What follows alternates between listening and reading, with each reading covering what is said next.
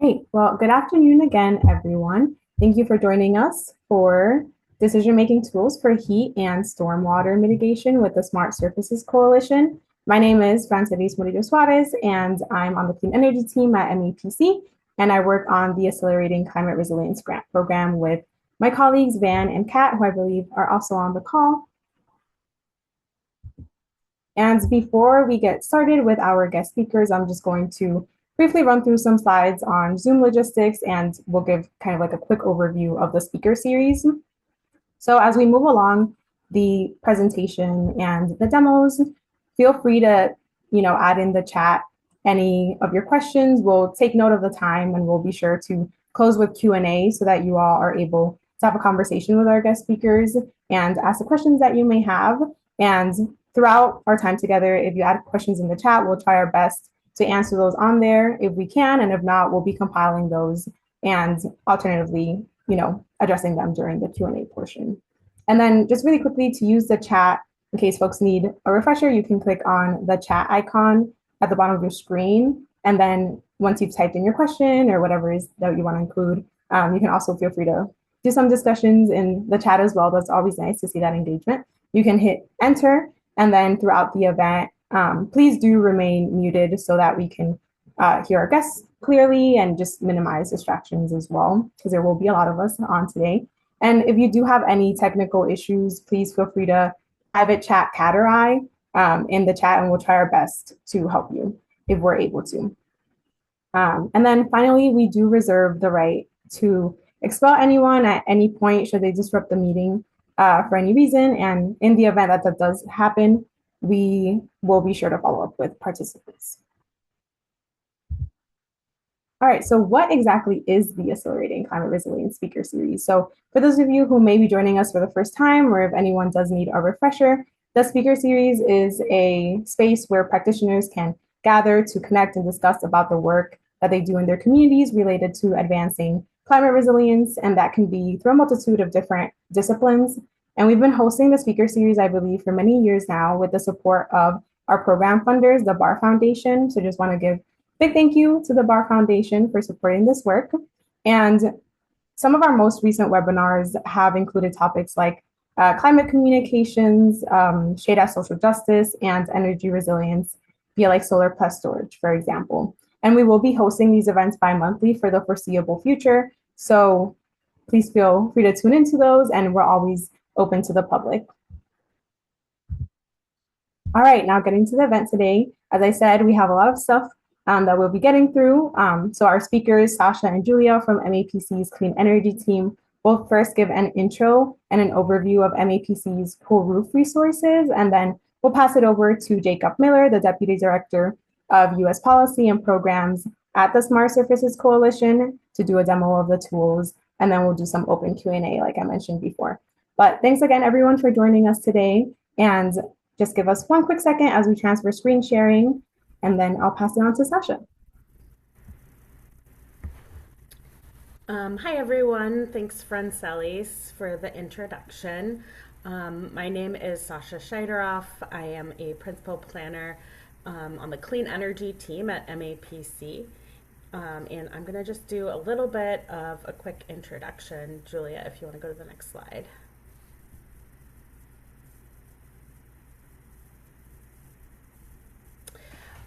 So just a little bit of background.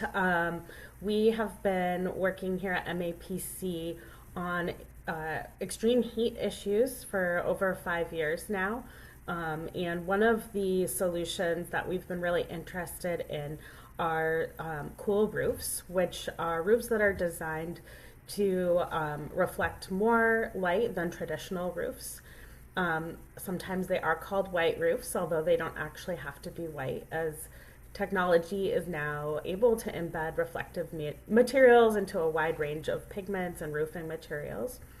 One of the reasons why we're interested in cool roofs here in Metro Boston in particular is helping to address urban heat island and also improve energy efficiency.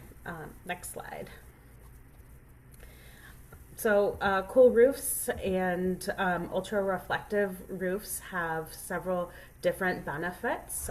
One being economic, cool roofs can help reduce indoor air temperatures and reduce the need for air conditioning and fans, leading to savings on energy bill. And it can also help preserve roofs and rooftop equipment. Cool roofs can also help cool down the neighborhood and reduce environmental strain and temperatures within the neighborhood. And it can also improve health and well being. So, cool roofs can help maintain indoor temperatures and prevent heat illness as well. Next slide.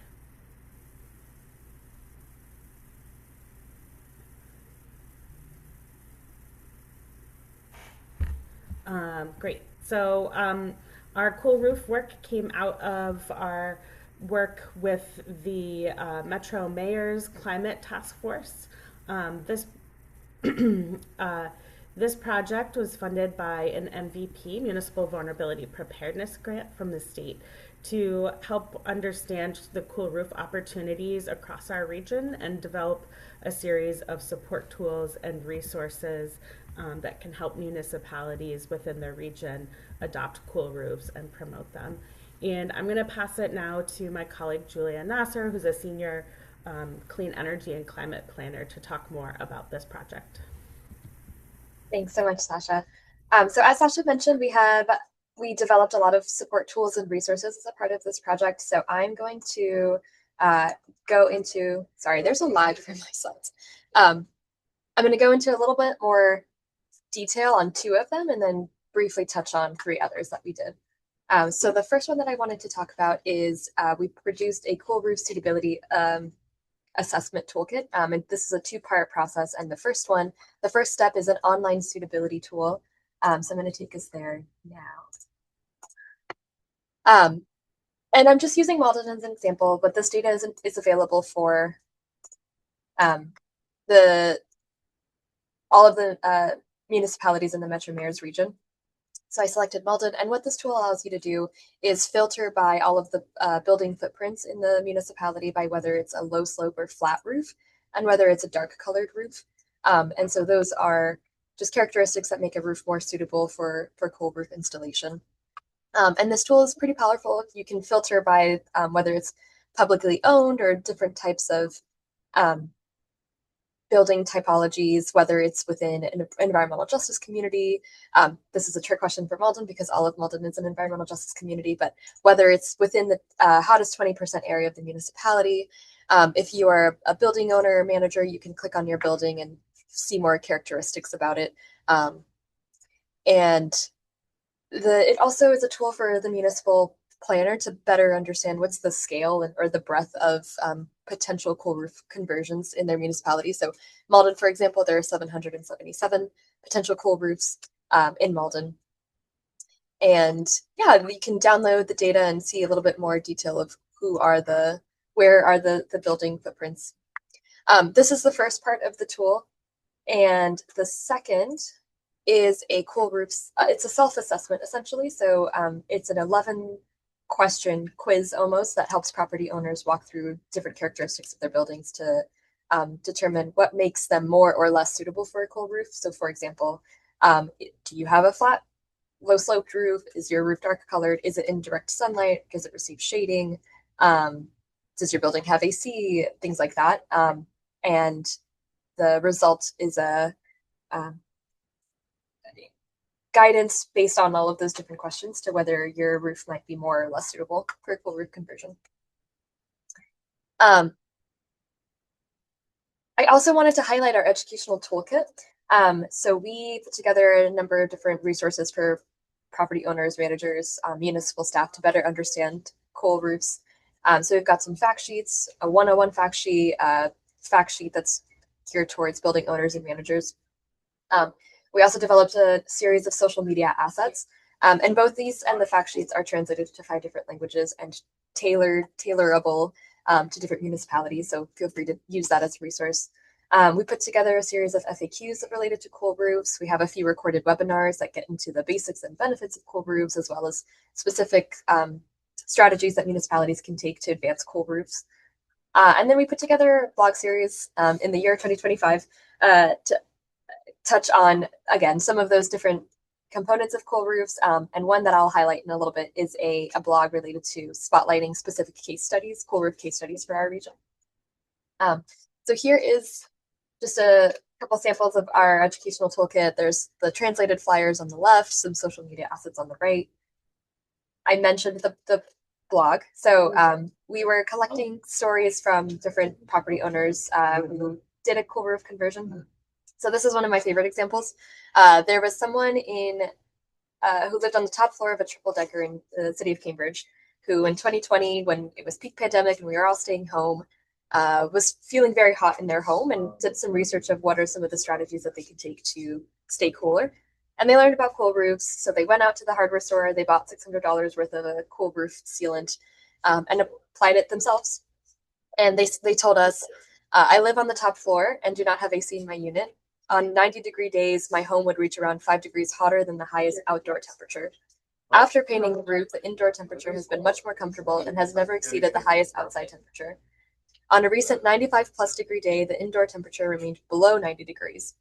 Cool roofs should be required on all new and replacement flat roofs. So from being 5 degrees hotter to 5 degrees cooler, just by painting the roof himself.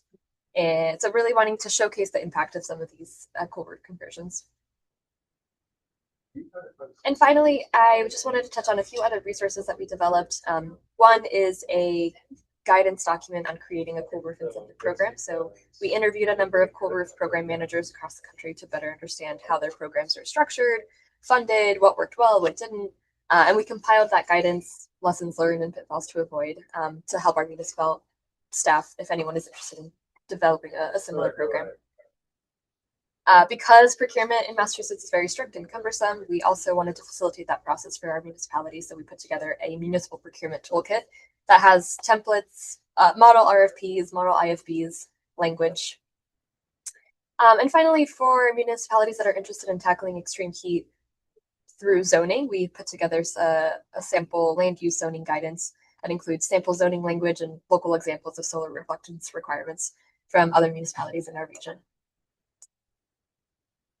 So that is all of that is available on the MAPC Cool Roofs website. I'll post the link in the chat now, and look forward to any questions that you may have in our Q&A section. But for now, I'll pass over to Jill from the Smart Services Coalition.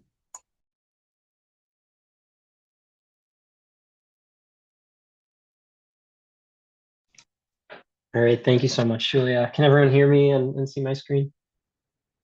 Okay, fantastic. Well, before I dive in, just wanted to say a big thank you to both Julia and Sasha and the rest of the MAPC team for inviting us to do this webinar. We've been working with MAPC for a couple of years now. It's been really awesome collaboration. I also just want to commend you all on the amazing resources that you just highlighted.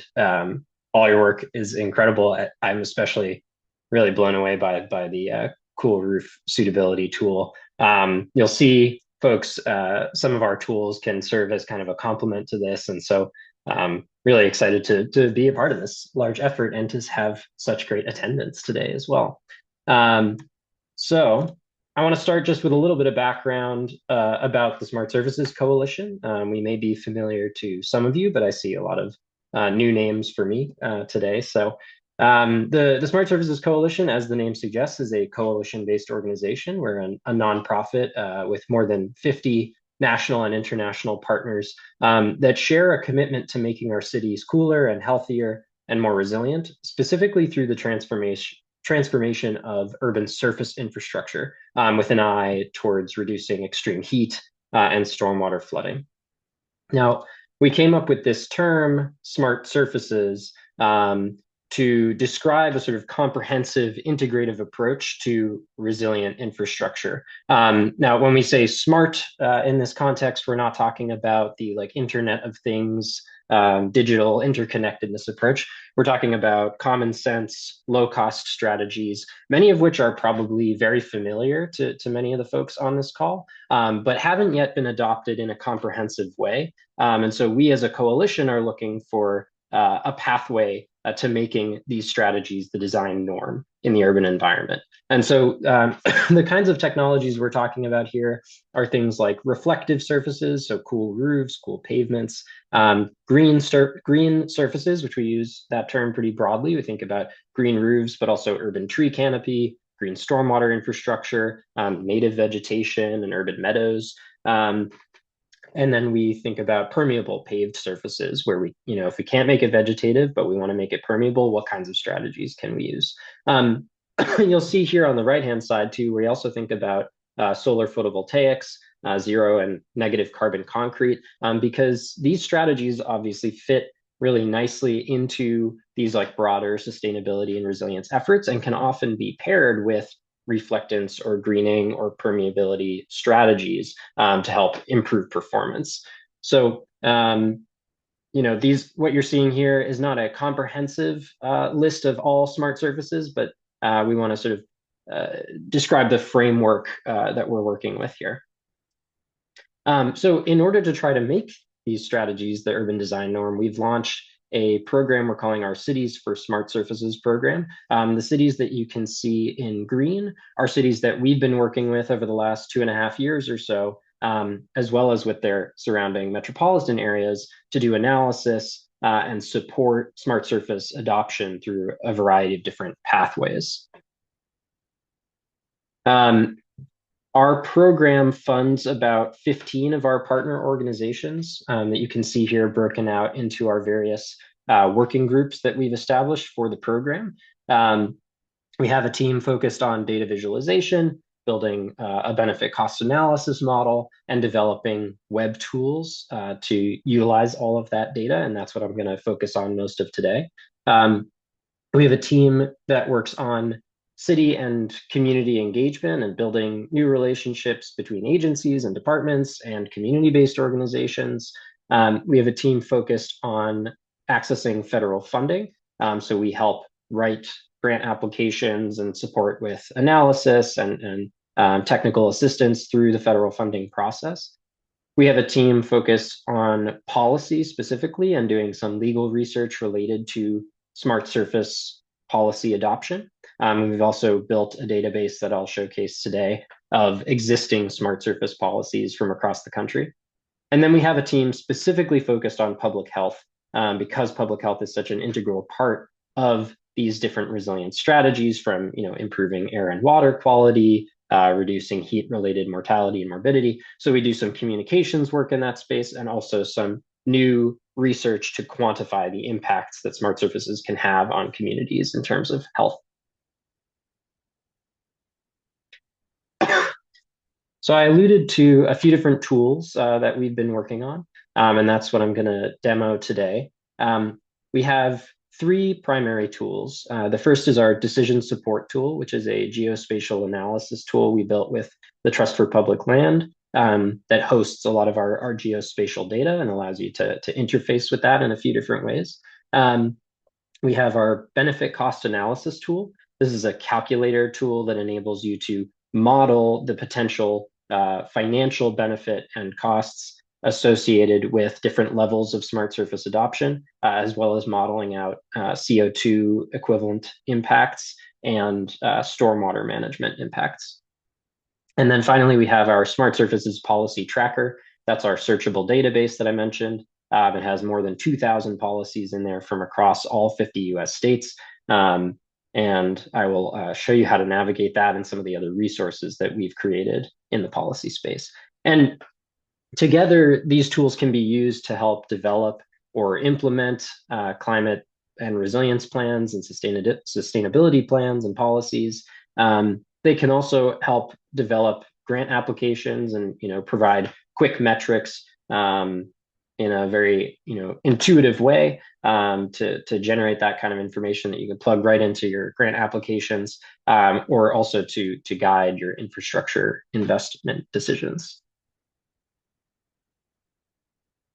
So with that, I'm going to jump over to the tools themselves. We're going to start with the decision support tool, which is our geospatial tool, and then I'll take you across all 3. So did that tab change work for everybody? Okay, fantastic. So this is our landing page for our decision support tool. As I mentioned, we developed this with the Trust for Public Land. They've done a number of different decision support tools from across the country. You can see here we have a variety of links. We have our mapping portal. That's the main tool itself. That's where we'll hang out mostly today. We have a user guide that walks you through how to navigate the tool. Excuse me. We have a data dictionary that has descriptions of the various data sets that you can find in the tool. We have this download link if you'd like to take any of this data, bring it onto your own machine and do your own, custom GIS analysis with it.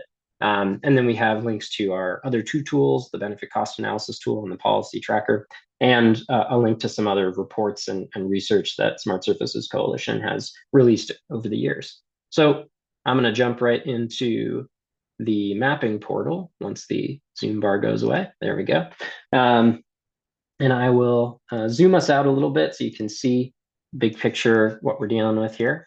So this is a, fairly conventional GIS interface, but we've designed it to be useful for folks who don't have a lot of GIS experience or perhaps none at all, that want to explore geospatial data as it relates to resilience and built infrastructure and equity and all of these intersecting considerations. So the tool functions as both a library of data as well as a analysis tool.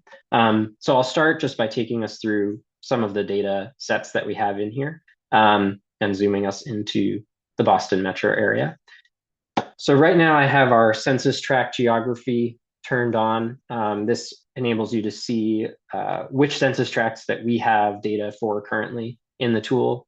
I know Julia mentioned Malden, so I'll take us over to Malden for a moment, where you can see all of the data that we have for each of the census tracts. That includes things like amount of vegetation and tree canopy cover, the average albedo of different types of roofs. We have some similar cool roof data in here. We have some heat data that I'll explain shortly. We have some flood risk data, which I will also explain in a moment. And then demographics, economic, and health data for that census tract.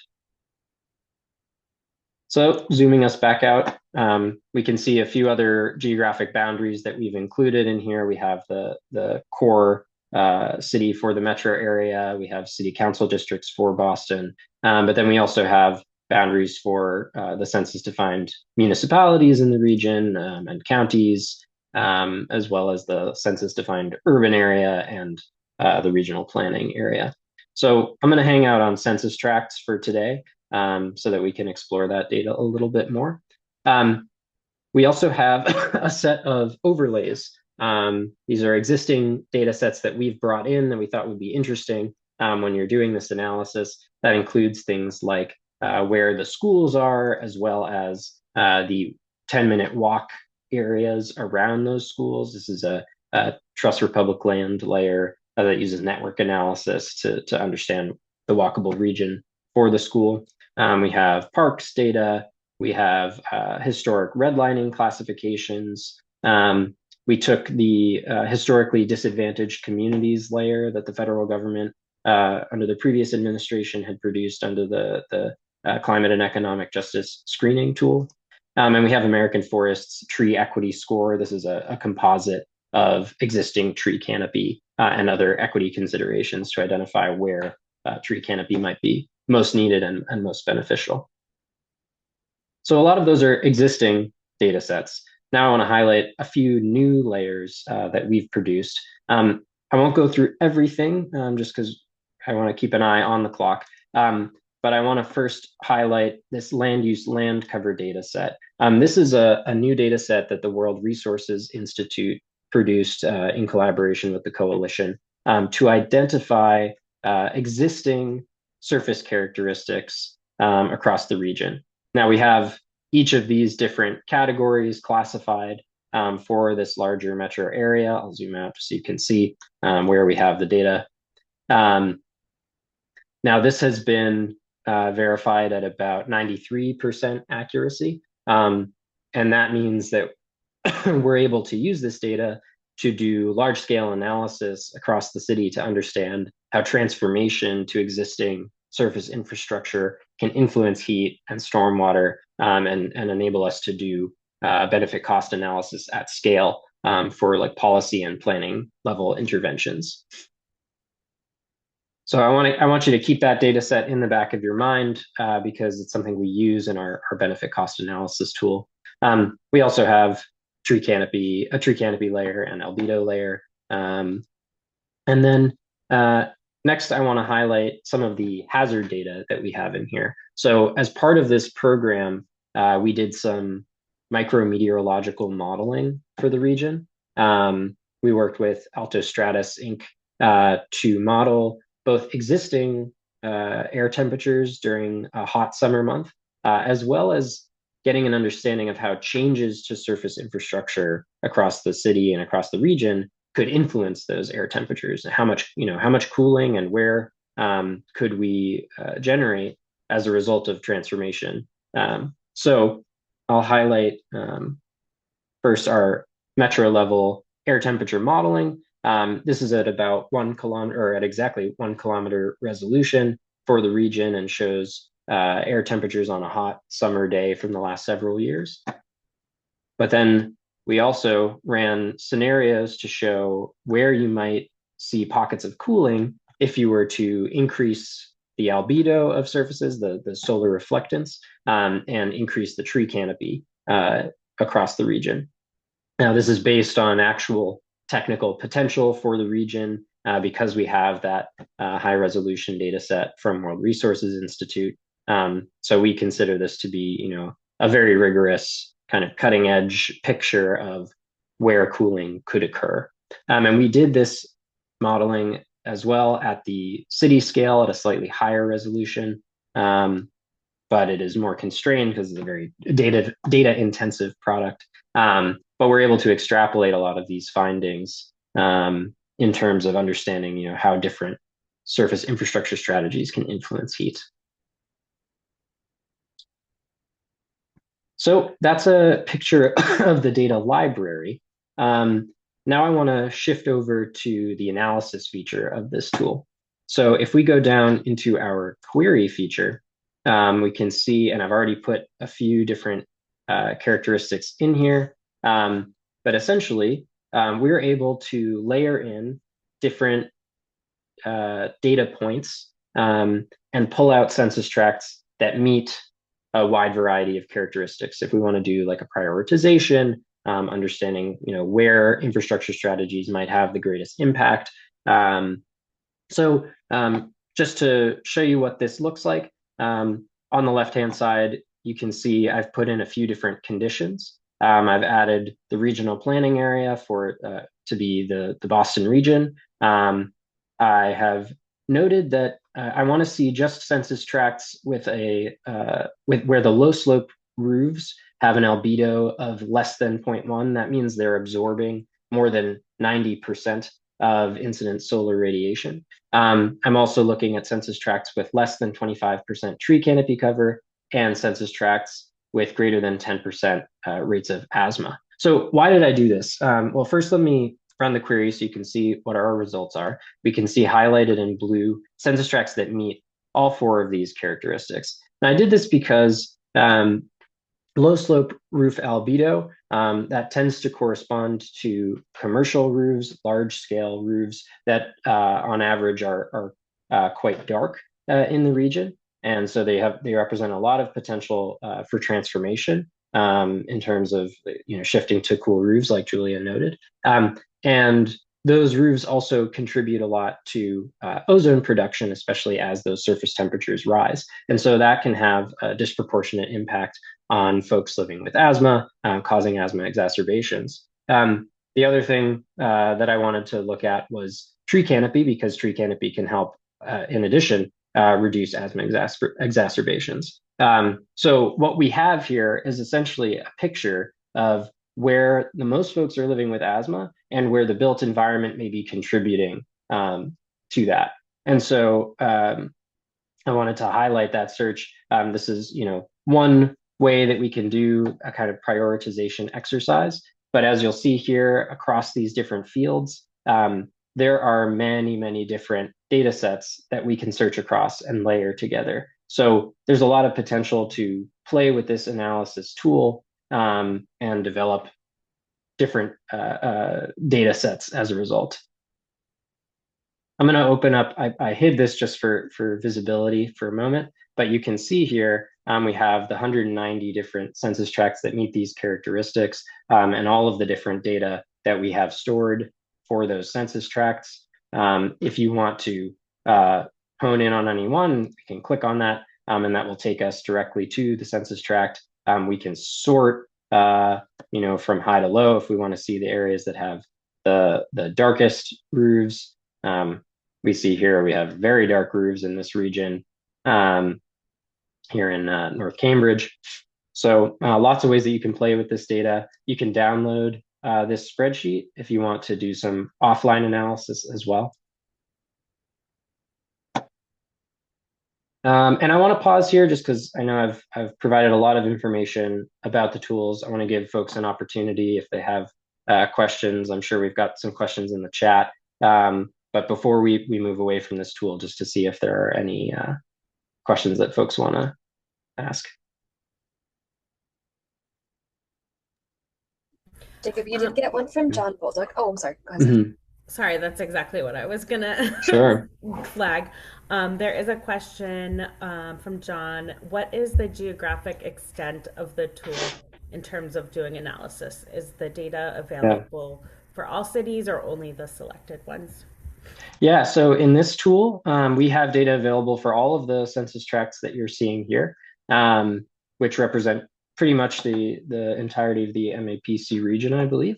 And so when you run a query, that's searching against all of these. Now you can control the region of analysis. You could look at all the census tracts that we have for the state. That's going to correspond to the same census tracts, but if you wanted to zoom in a little further, we could limit it to, say, just the city of Boston. We could run the same query and just look within the city of Boston, and we would see just those. Now we have 94 census tracts that meet those characteristics within the municipal boundary.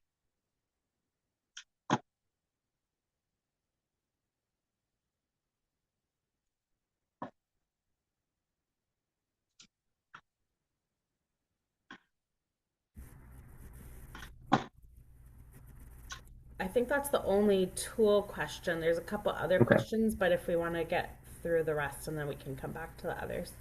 Sounds good. All right, so I will move over now to our benefit cost analysis tool. So here you have another map of our 10 cities where we've built these custom benefit cost tools. I'm going to go into Boston area. Now, the way that this tool works is essentially we give 3 different inputs, and then we'll get the financial benefits and financial costs associated with a scenario that we've created. So those 3 inputs are, where do we want to analyze? How much of different smart surface interventions do we want to put in? And what's the timeline for this work? How long is it going to take us to implement? And through what year do we want to see our benefits? So I'll start by choosing our area of interest, category 1. We can do this analysis for the entire urban area.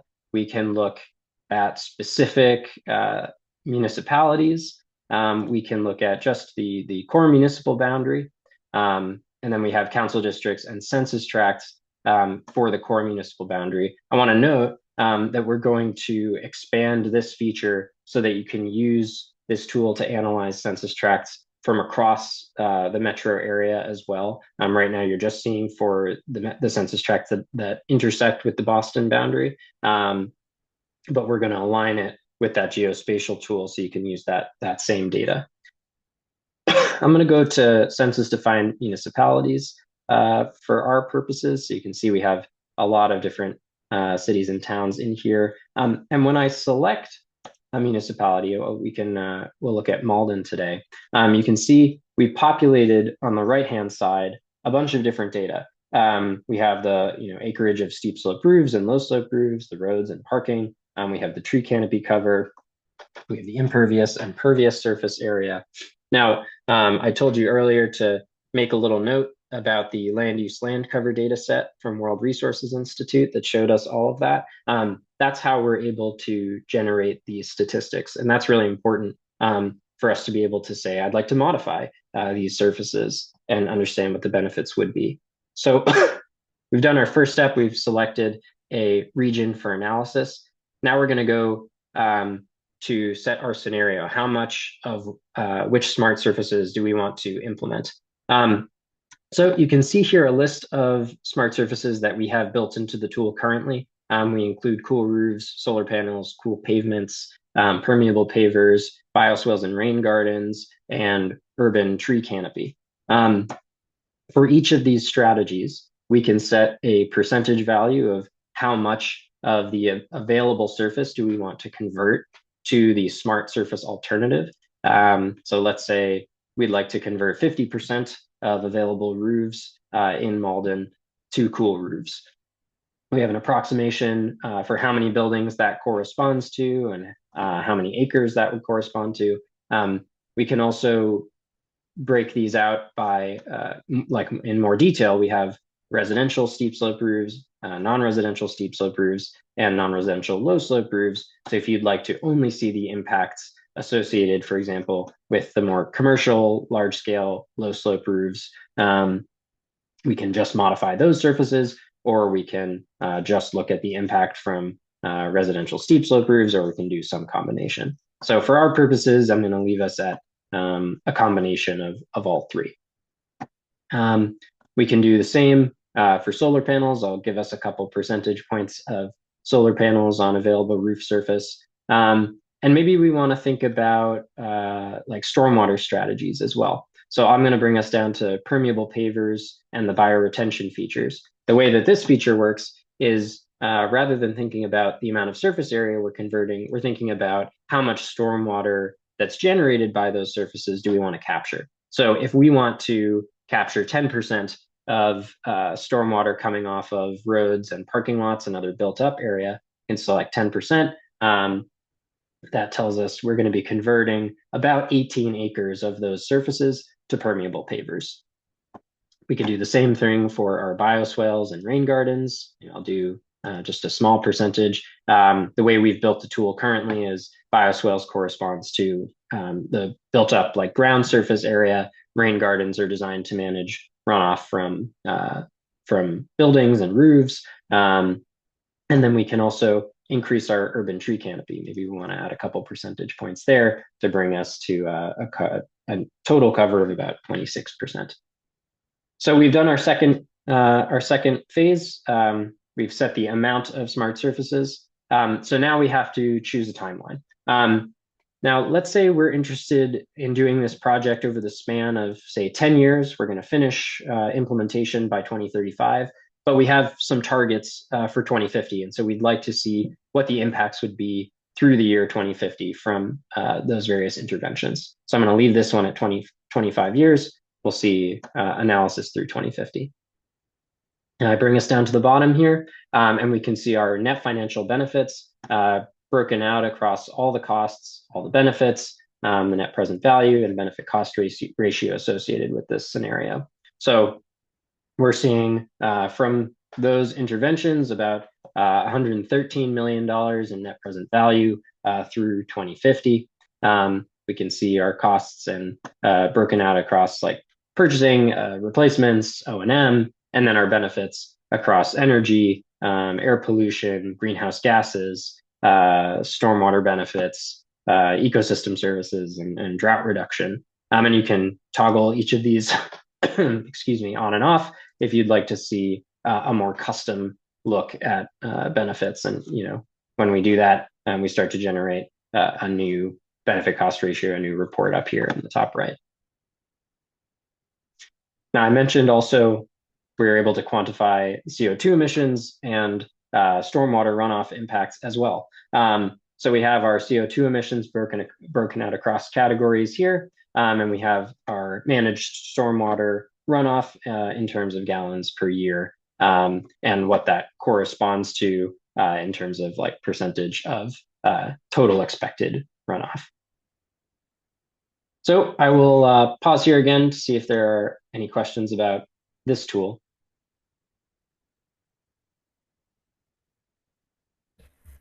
There wasn't a question about this tool, but I did want to note that I believe this one is for the full metro statistical area, the MSA, which is like a federal government designation of the region because it goes beyond just MAPC's region.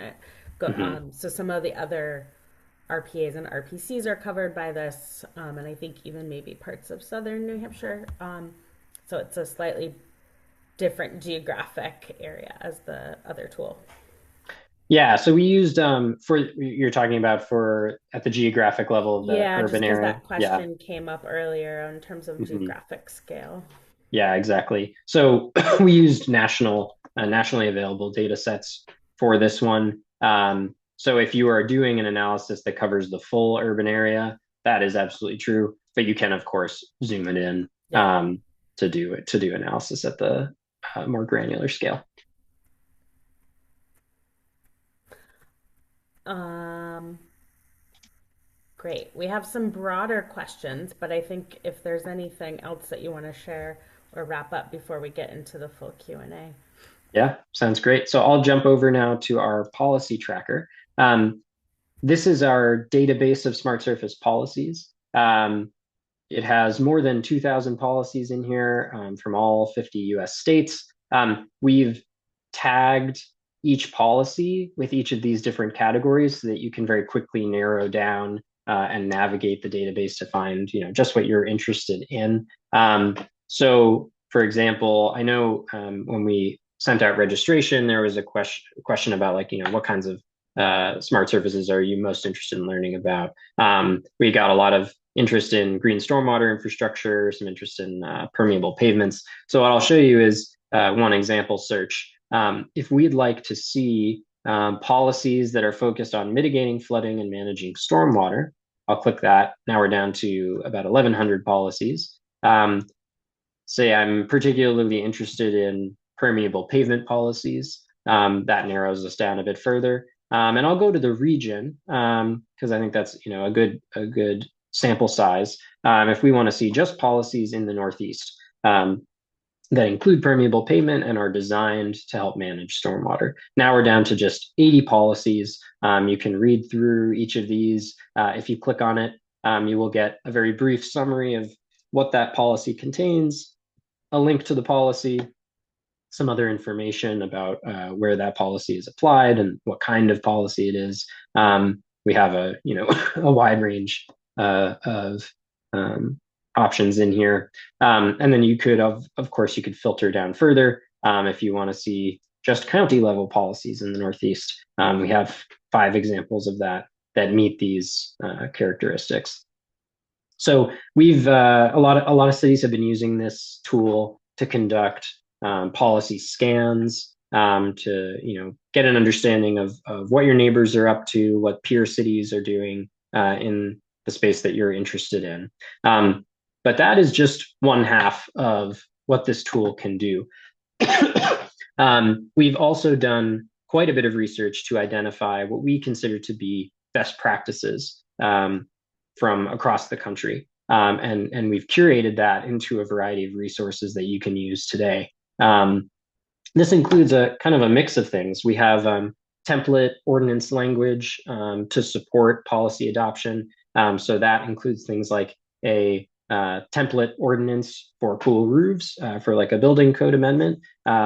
We have a template ordinance that can be adopted as a mayor's order or a city council resolution that advances smart surface infrastructure on all public buildings and facilities and infrastructure. So some of this is like example policy language that you can customize for your local conditions and requirements. Some of it is policy guidance, so more broadly. So I want to highlight our green stormwater infrastructure policy guidance.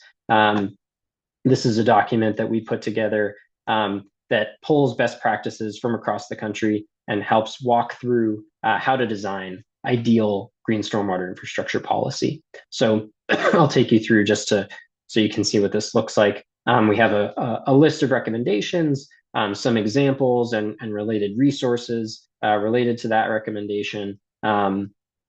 Things like establishing on-site infiltration requirements and pervious surface minimums. We have ways that you can incorporate green stormwater infrastructure into design manuals. So a wide range of recommendations here. And then if you scroll down further, we get more into the weeds on each of those recommendations and include additional links. So I know, as I mentioned, a lot of interest in GSI within this group. So I definitely recommend you take a look at this document. We can circulate that. That's here. But we also have similar documents we produced for urban meadows, for urban tree canopy. We have a cool, I meant to say, cool, interesting, cool pavement primer that focuses on how to implement cool pavement technologies and our technical recommendations for that. So a wide range of resources here that I would encourage you all to explore. And if you have a question that comes up either from these policies or from the larger database, if you see a policy you'd like to learn more about, or you're working on something and you're not seeing examples of that and you'd like to get some guidance, we have established a policy help desk. So we have staff at the coalition ready to respond to your questions. You can just fill out this form and we are more than happy to support you.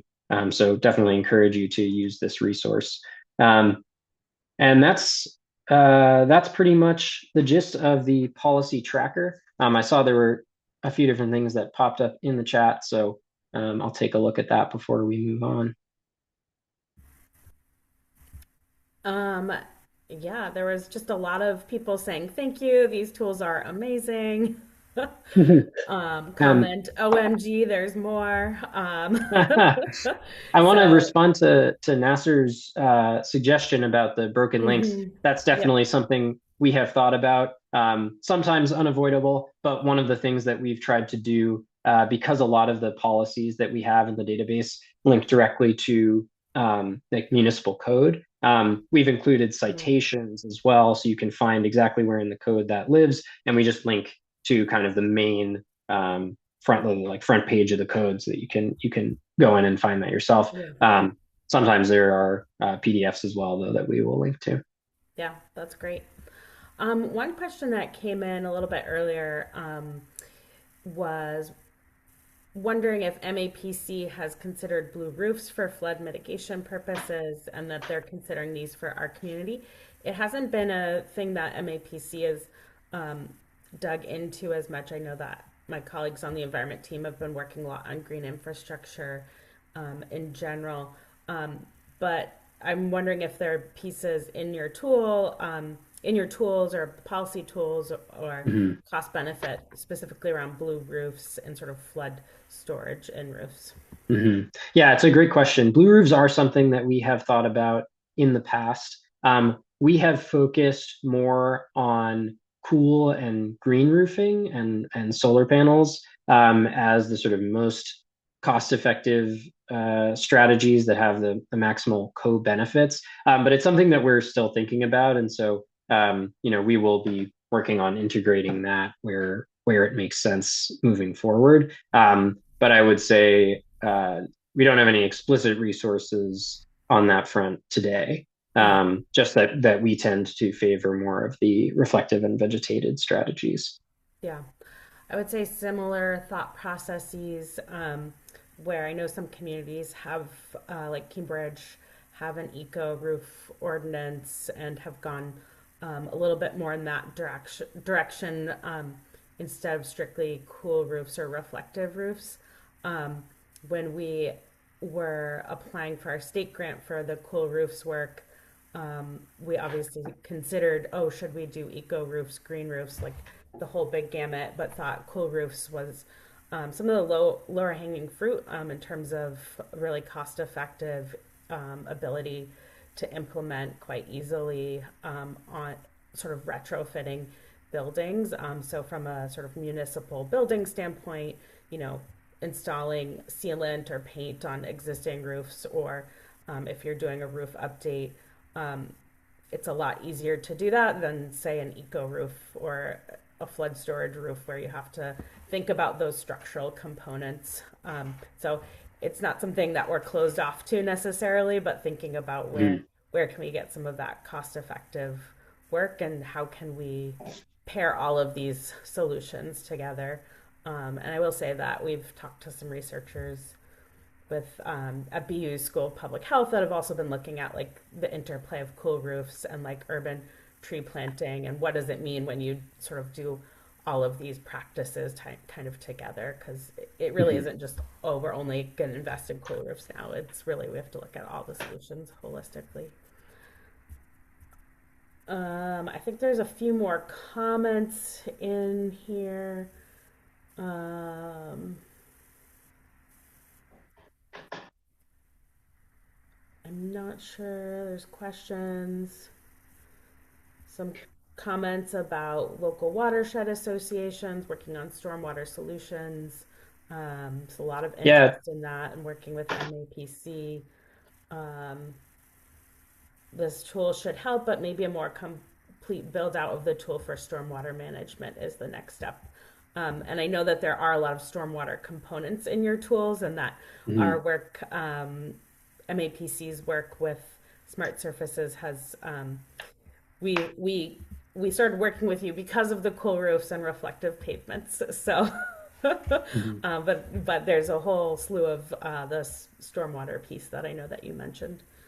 Yeah, that's a great question. In terms of stormwater quantification, I mentioned the like stormwater mitigation quantification from the benefit cost analysis tool.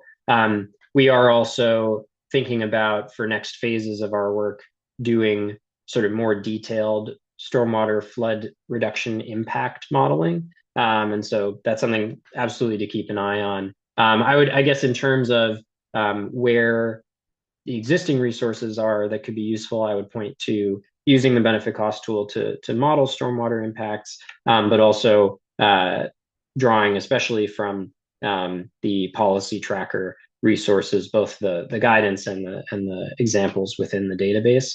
I think there's a lot of really excellent stormwater policy out there that exists already today, and so sometimes it's just a matter of finding who to imitate. Julia, did you have an additional comment? I saw you raised your hand. I have a question actually, if we're Oh, okay. transitioning to the Q&A. It's for the Smart Services Coalition. Jacob, thank you again so much for going through these resources. They're amazing. For the decision support tool and the cost benefit analysis, I'm wondering, like, those seem a little bit more, like, you need to be a little bit more in the weeds in some of those technicalities. And like the decision making one, for example, it seems like it's helpful to have a little bit more of a background in like geospatial querying, for example. I'm curious if there's an accompanying guide or like use cases that someone with less experience might be able to use to help guide their analysis. Yeah, so I would point to the user guide for help on how to navigate this tool. We're also going to be producing some resources through the end of the program that will look at kind of example cases that may also help answer that question. But I think for the time being, I would direct folks to our existing user guide.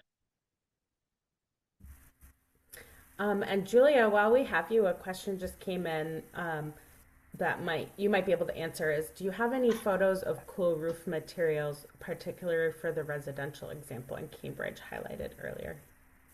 Yeah, thanks, Sasha. Great question, Maria. I'm going to link in the chat a link to our cool roof, one of our blogs about the spotlighting specific case studies in our region. So that has a few photos. We've been in touch with folks from City of Cambridge, City of Chelsea, who have done cool roofs on their municipal properties and have some photos from that as well. Feel free I can put my email in the chat as well if you want to follow up and get more, if there are specific photos that you're interested in. Yeah, and I will say also we've worked with the Cool Roof Rating Council as well, and they have a lot of information about specific cool roof products. One of the things that we found in our research in Metro Boston and in Massachusetts is that we have new but emerging market for flat roof, cool roof installations. So sealants, paints, sort of coverings of the roof. Other areas of the country, like in California, where they have a solar reflective index requirement and sort of build in their in their state building code. They also have things like roofing tiles, and other materials, and we don't have as big of a market here in New England yet for those materials. But things like flat roofs, like in the residential, like triple decker, which is a very common building type here in our region, those materials do exist. I think where we're seeing less of those materials, or it's a little bit more expensive because they're not really brought into this area yet, are roofing tiles and some of the other kind of more emerging technology in this space. I also, before I totally wrap up, I want to highlight a couple other resources that may help with that particular question as well. So we get a lot of questions about, these tools are really designed for policy and planning, but there's a lot of interest in guidance on how to implement at the project level. And so we've produced a number of resources. The first is what we're calling our spec sheets.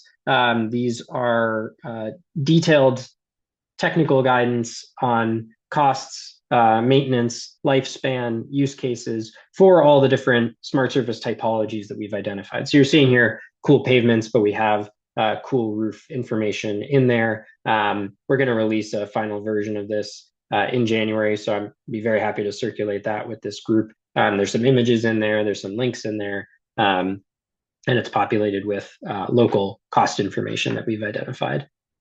We also have what we're calling our spec deck that has a lot of those technical specifications in a larger slide deck with a detailed look at case studies where different technologies have been implemented and the performance outcomes from those projects. So again, happy to share that as well. We have a best practices guide for design. So it's basically a list of different actions you can take at the design phase to implement smart surface technologies, and those sync up with existing certification systems like Envision and LEED, and we're going to be bringing in sites as well, so that you can see, if I take this particular action in my design, what kinds of points could I get in a relevant certification system. And then finally, we have our benefit cost analysis project calculator. This is a lot like the benefit cost tool, but it's designed to be applied at the project scale. So you can put in like square footage of your particular project, how much you want to use smart surfaces on that, and then it will spit out a benefit cost report similar to what we saw in the other tool. So just wanted to highlight that as a emerging resource that can help answer those questions about, what kinds of cool roof technologies are even out there, how much do they cost, how do they perform, etc. Awesome. And now I'm done with my presentation. Okay. Thank you so much, Jacob. It's been a real pleasure to learn about all of the tools and resources that you and your colleagues have pulled together. I do want to open it up in case that there are more questions from the audience. While folks might be thinking, to either put in the chat or feel free to raise your hand. I do have a question. You mentioned sort of the policy support hotline where folks can kind of put in. What are the other ways, like if there are municipalities online today that are interested in working more directly or getting some technical assistance from you all, or they're exploring the resources and have questions, like what's the best way to work with you and your team? I would say best thing to do is reach out directly, and we'll connect you with the right person or the right team. If you have questions about the tools, feel free to just drop my email in the chat. Feel free to shoot me a note. We can answer that or connect you with our data team. Very, very happy to help if there are questions. There's also on both of the tools a form you can fill out, sort of similar to the policy help desk form. So if you're having an issue with a particular feature, you can fill that out, and that will go directly to our data team. I also want to say something that I don't think I said at any point that is sort of critically important, which is that all of these tools are available to you today and are free. Maybe that goes without saying, but just want to make sure that everyone knows that those are available now. Awesome. Any questions? I don't think I've gotten more questions in the chat, but just give a moment to see if anyone wants to come off mute and ask a question.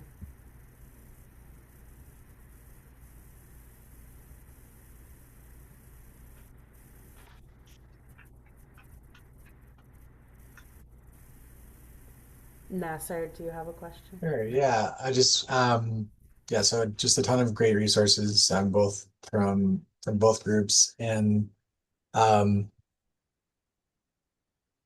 given the water hose that we all just drank from, where might you direct someone to start? Like, for a municipality that's interested in advancing cool roofs, or understanding the benefits of expanding their tree canopy, or what scale they need to act in order to have an impact on the ground. I guess what would be a good place to start? That's a great question. The bad answer is, I think it depends on the case. It depends on what information you already have. I would say, if you're interested in doing something like a targeted project or incentive program that applies to like a particular neighborhood, I would start with the geospatial tool to help you identify where that could be and what other kinds of considerations you might want to make for that program. I don't know, identify like the potential co-benefits that or challenges that you might be able to address by doing that work in a particular location. I would say, if you're thinking about communicating the benefits, within your department or to other agencies or other departments, or maybe to the community, I would start with the benefit cost analysis tool. It can help you generate metrics to tell that story very easily. You're interested in doing cool roofs in your city, bring it up to 80% for your city, and you'll have a list of benefits, and a number you can grab onto, and a CO2 impact number, so you can generate those very quickly. If you're the kind of town or city that likes to follow in the footsteps of your peers, I'd start in the policy tracker, find out what other municipalities are working on, and draw from those. Or you can go, I think the best practices guides also across the board give a lot of good guidance. We have them for most of the smart surface technologies. So you can look at the model ordinance language to understand what goes into a cool roof policy when done through building code. What kinds of like thresholds might we want to set? What does that even look like? If you're thinking about, like we talked about, green stormwater infrastructure, saying, I have no idea where to begin. I would just follow those recommendations as you go. And again, if you have questions about, say, a particular municipality that's doing work that's interesting to you, we encourage you to either reach out directly, or we can help try to connect you with them. Great. Julia, do you want to maybe share a little bit too about if folks are interested in cool roofs work in the MAPC region specifically? Next steps? Yeah, I would say first and foremost, reach out to us, because we can help point you in the right direction and help use the tools. And there's a lot of research and analysis that we did that is not included in our website that we can help point you to. For example, the city of Cambridge reached out to us, and we shared a market assessment that we did to just better understand who are the vendors and materials that are available in our region. So that's not posted on the website, but we can always work with you on that. Otherwise, I would explore our website, the educational toolkit. I know that there's a lot of questions on cool roofs. And so the FAQs, I think, do a good job of addressing some of those open questions, concerns. There's some debunking some of the myths around cool roofs, like the heating penalty. So check those out. And otherwise, the site suitability assessment tool, the online tool that I briefly showcased, can offer a lot of insights into your specific municipality.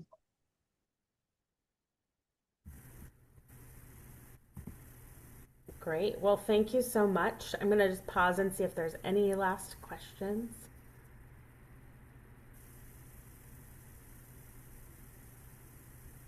But I'll just echo many of the things in the chat, and thank you both for presenting today and sharing all of these wonderful resources.